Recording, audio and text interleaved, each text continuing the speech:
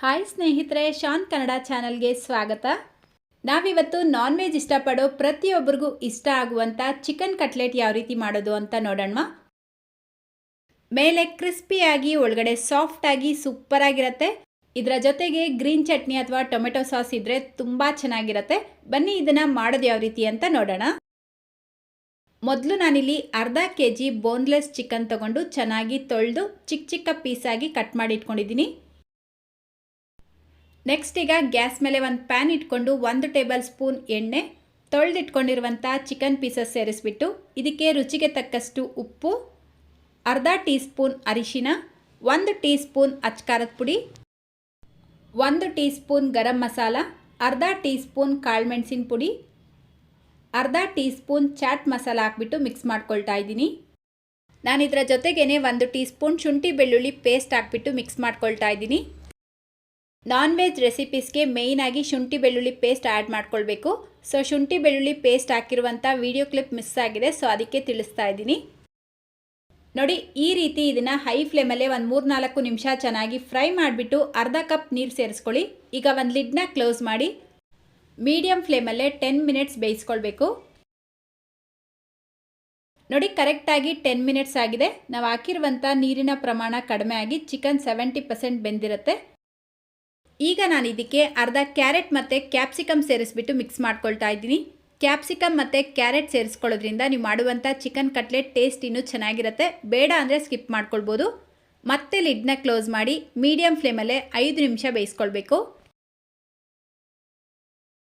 ನೋಡಿ, ಕರೆಕ್ಟಾಗಿ 5 ನಿಮಿಷಕ್ಕೆ ಇದರಲ್ಲಿರುವಂಥ ನೀರೆಲ್ಲ ಕಂಪ್ಲೀಟಾಗಿ ಡ್ರೈ ಆಗಿ ಇದು ಚೆನ್ನಾಗಿ ಬೆಂದಿರುತ್ತೆ.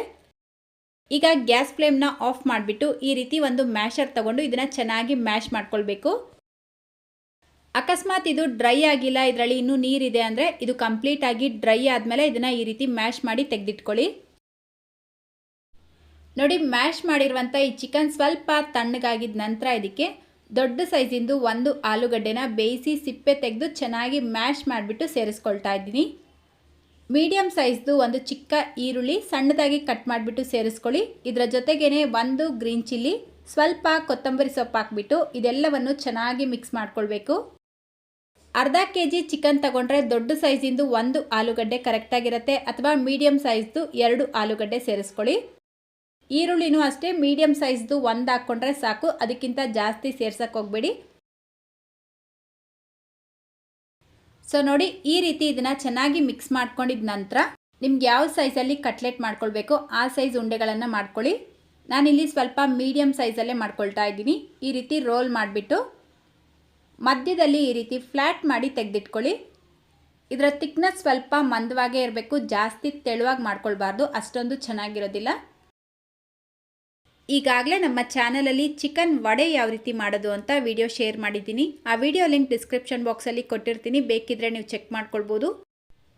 ಸೊ ನೋಡಿ, ಇದೇ ರೀತಿ ಎಲ್ಲ ಕಟ್ಲೆಟ್ನು ಮಾಡಿದ ನಂತರ ಇದನ್ನು ಸೈಡಿಗೆ ತೆಗೆದಿಟ್ಕೊಳ್ಳಿ. ಈಗ ಮತ್ತೊಂದು ಬಟ್ಲಲ್ಲಿ 1 ಮೊಟ್ಟೆ ಹಾಕ್ಕೊಳ್ಳಿ. ಇದಕ್ಕೆ ಒಂದು ಅರ್ಧ ಟೀ ಸ್ಪೂನ್ ಕಾಳುಮೆಣಸಿನ ಪುಡಿ ಹಾಕ್ಬಿಟ್ಟು ಚೆನ್ನಾಗಿ ಬೀಟ್ ಮಾಡಿ ತೆಗೆದಿಟ್ಕೊಳ್ಳಿ. ನೆಕ್ಸ್ಟ್ ನಾನಿಲ್ಲಿ ಸ್ವಲ್ಪ ಬ್ರೆಡ್ ಕ್ರಮ್ಸ್ ತೊಗೊಂಡಿದ್ದೀನಿ. ಅಂಗಡಿಯಲ್ಲಿ ಸಿಗುವಂಥ ಬ್ರೆಡ್ ಕ್ರಮ್ಸ್ ಬೇಕಿದ್ರೂ ಯೂಸ್ ಮಾಡ್ಬೋದು, ಅಥವಾ ಮನೆಯಲ್ಲೇ ಬ್ರೆಡ್ ಇದ್ದರೆ ಅದನ್ನು ಲೈಟಾಗಿ ರೋಸ್ಟ್ ಮಾಡಿಬಿಟ್ಟು ಪೌಡರ್ ಮಾಡ್ಕೊಳ್ಳಿ. ನೆಕ್ಸ್ಟ್ ಈಗ ರೆಡಿ ಮಾಡಿ ಇಟ್ಕೊಂಡಿರುವಂಥ ಈ ಕಟ್ಲೆಟ್ ತೊಗೊಂಡು ಈ ಮೊಟ್ಟೆ ಮಿಶ್ರಣದಲ್ಲಿ ಡಿಪ್ ಮಾಡಿ ಇದನ್ನು ತೆಗೆದು ಈ ಬ್ರೆಡ್ ಕ್ರಮ್ಸಲ್ಲಿ ಹಾಕ್ಬಿಟ್ಟು ಈ ರೀತಿ ಉರುಳಿಸ್ಕೊಳ್ಬೇಕು.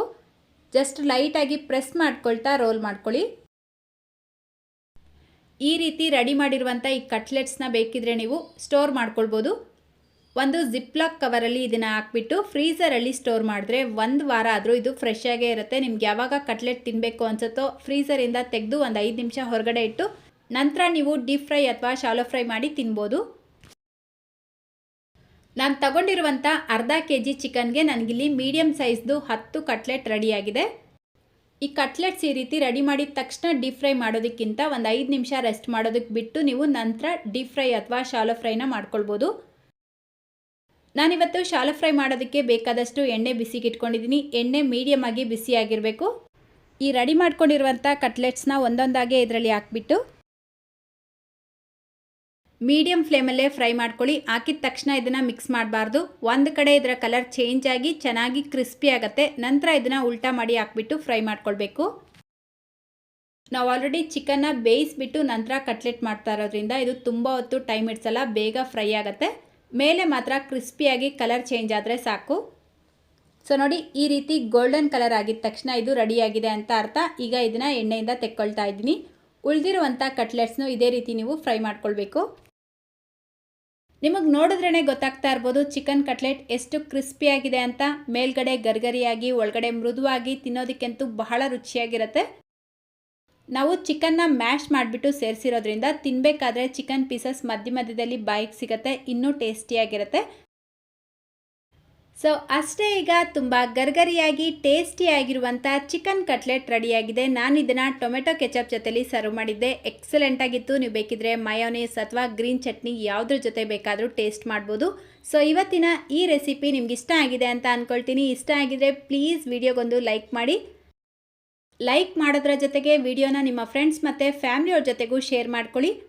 ಚಾನಲ್ಗೆ ಹೊಸದಾಗಿ ವಿಸಿಟ್ ಮಾಡಿದರೆ ಪ್ಲೀಸ್ ಸಬ್ಸ್ಕ್ರೈಬ್ ಮಾಡಿಕೊಂಡು ಪಕ್ಕದಲ್ಲೇ ಬರೋ ಬೆಲ್ ಐಕನ್ನ ಕ್ಲಿಕ್ ಮಾಡಿ ಆಲ್ ಅನ್ನೋ ಆಪ್ಷನ್ನ ಕ್ಲಿಕ್ ಮಾಡ್ಕೊಳ್ಳಿ ಅಂತ ಹೇಳ್ತಾ, ಇದೇ ರೀತಿ ಮತ್ತೊಂದು ಟೇಸ್ಟಿ ಆ್ಯಂಡ್ ಹೆಲ್ತಿ ರೆಸಿಪಿಯೊಂದಿಗೆ ಸಿಗೋಣ.